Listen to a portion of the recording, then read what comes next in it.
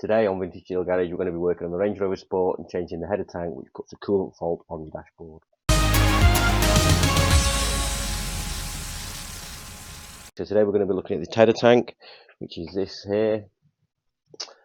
Basically what happens after a period of time, the float becomes porous and it'll put a coolant fault on your dashboard.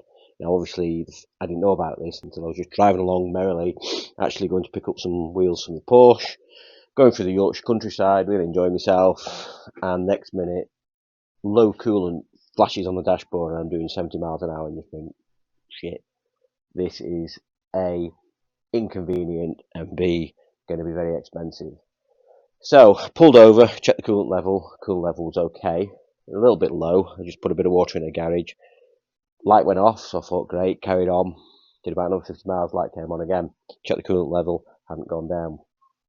So I thought, well, I've got water in me, I'll just run with this. Did about another 200 miles and it stayed on, but it didn't lose any more coolant. So I got home, googled it, and found out that there's a float switch inside here which becomes porous after time. So as you can imagine, the float switch sinks to the bottom, says there's a coolant fault.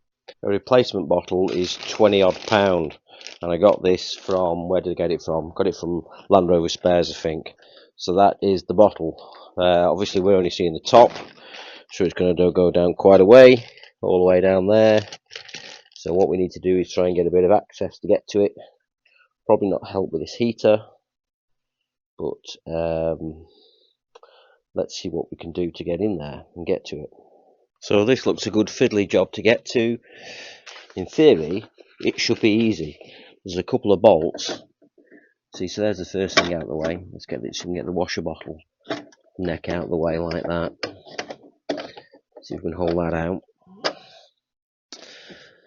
The steering bottle comes off. That will move to one side. So we've got a top hose here, which doesn't look too bad. Two bolts at the bottom there, and I think maybe another bolt down here. I'll have to see, I'll have to look at the new one. Right, looking at the new one, you can see here, looking at the new one, we've got two bolts going in there. That's where the screen wash goes in. Hose goes on there. Will stand on there. Maybe a bolt there. So quite a sizey, chunky item, isn't it?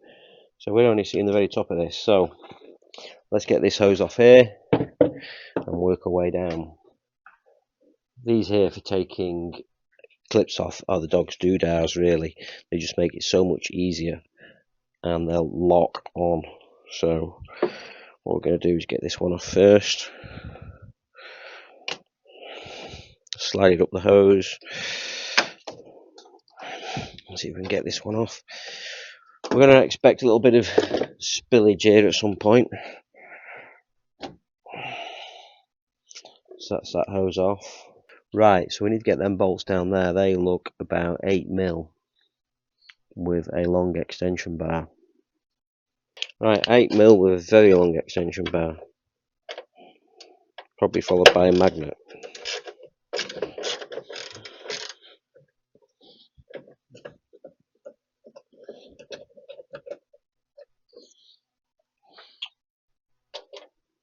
Little magnet, get that screw out there. So that's the first one out.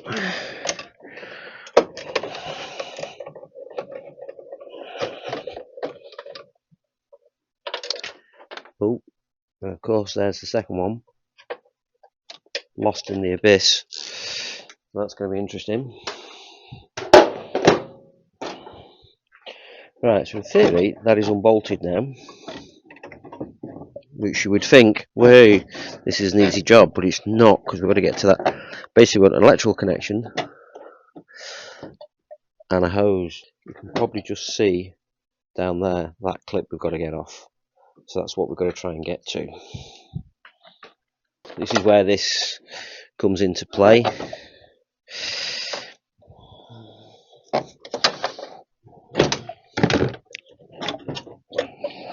They don't make this easy, do they?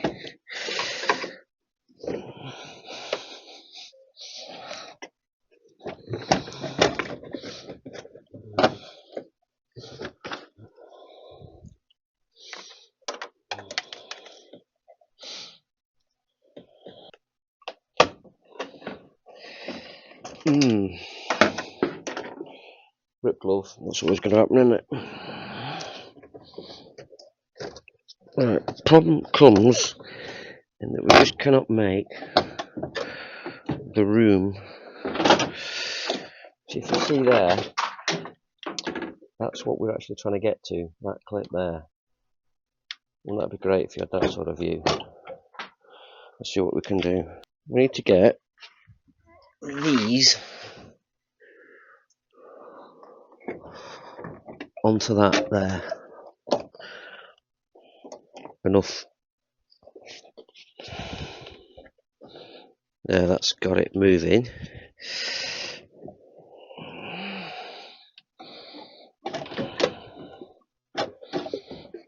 So let's see if that will pull the hose off there now.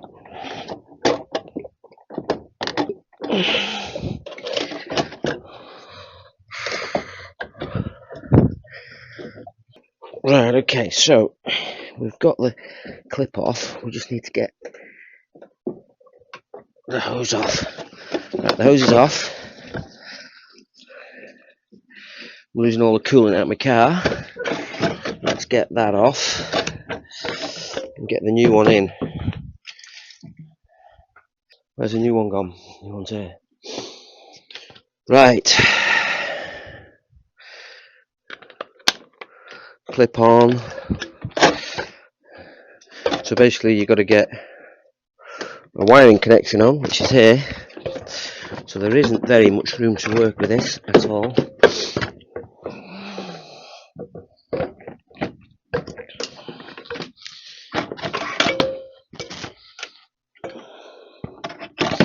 We have to get this down here. So you need a wiring connection on, which is now lovely covered in coolant. Ah, found my screw down, that's good.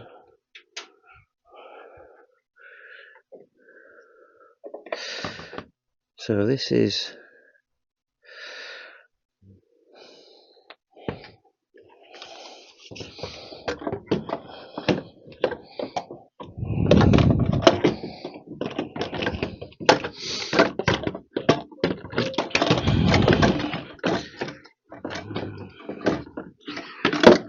wowzers.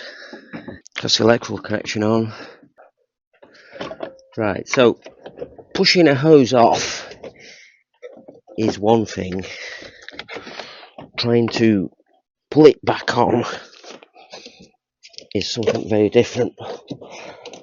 When there was absolutely no room for your hands. So I'm using the special mechanic powers now of blocking the pain out of your fingers being cut to ribbons and having eyesight in the end of your fingers. And with this power, special power, I have now got it on. So I just need to now get the Jubilee clip over.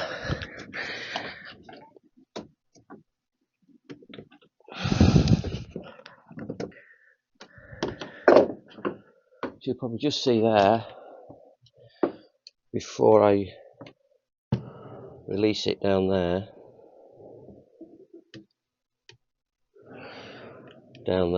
you can just see I've got the hose back on there and the clip, so I can now release this to leave that in the right place.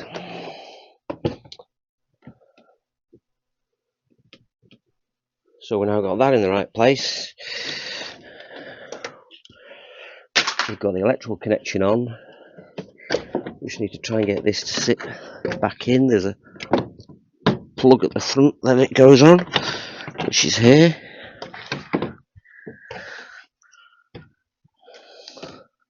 So that's lined up there. That allows us to put the screw wash bottle back in there. There's 2 bolt holes down there we've got to get in.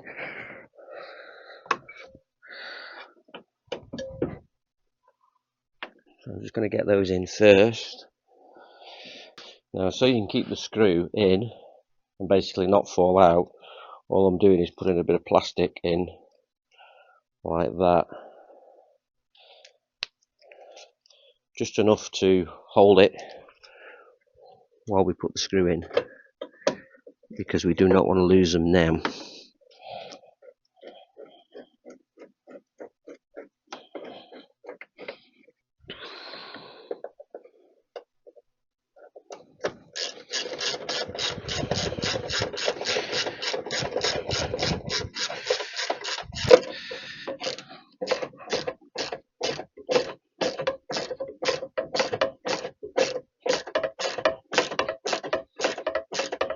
This just clips back onto there.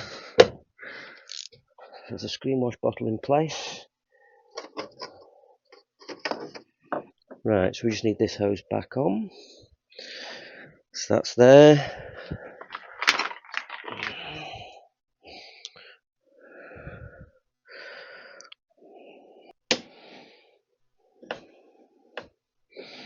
There we go.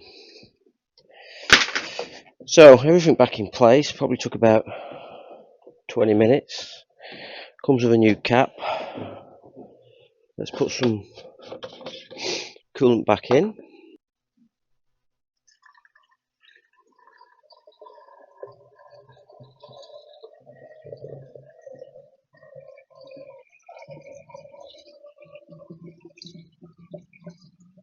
Just going to top this up, run it up. I've no idea how much it's lost, because obviously it's lost the coolant out the tank, but also out the some of the hoses. So let's run a new cap as well, which is quite nice. I think I'll keep the old one though, because sometimes you find I'm actually going to use the old one because I didn't have a problem with the old one. Sometimes new stuff is not always the best. So let's fire it up, and you can tell me if there is coolant squirting absolutely everywhere all over the engine bay. Please shout out. So let's get in here, fire that up. We'll just let it run for a bit. Okay, so it's sucked all that down the bottle already.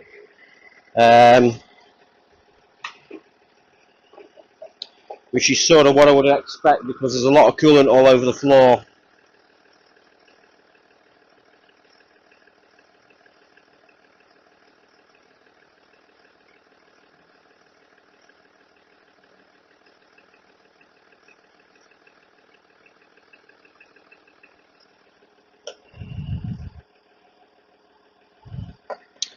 So I can see it returning back in the top, which is good.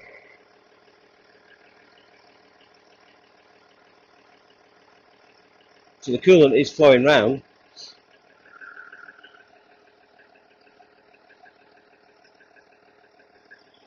Just going to add that a bit more coolant to that.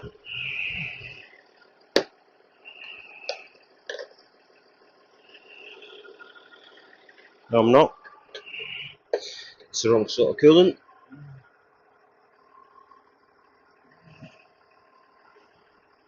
I think what I need to do is probably take it for a run, get a bit more coolant in the bottle, and see what that's like.